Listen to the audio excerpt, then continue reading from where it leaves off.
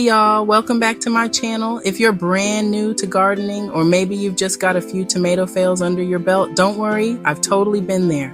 Today I'm breaking down how to grow beautiful, juicy tomatoes right in your own backyard, especially if you're gardening in Zone 6B, but honestly, you can do this almost anywhere.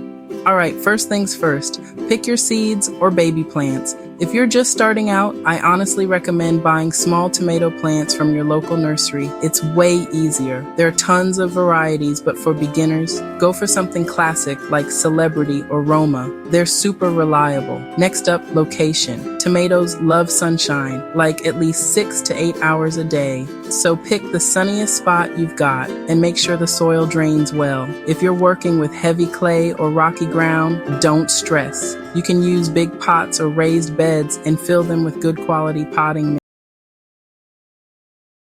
mix. In Zone 6B, you want to wait until after your last frost, usually mid to late May. Dig a hole deep enough so you can bury about 2/3 of your tomato plant's stem.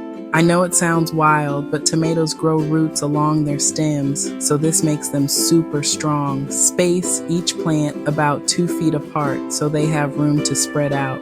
After planting, give them a good drink, but don't drown them. Tomatoes like consistent moisture, but their roots can rot if they're always soaked. I water mine deeply, once or twice a week, depending on the weather.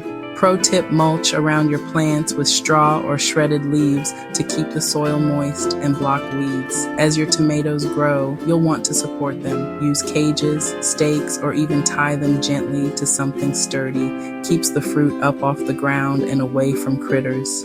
Now, the fun part, harvesting. Your tomatoes are ready when they're fully colored and just a little soft to the touch. Twist them off gently and enjoy. Nothing tastes like a homegrown tomato, y'all. So that's it.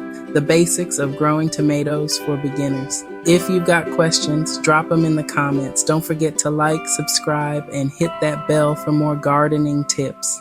Thanks for hanging out with me, and happy growing.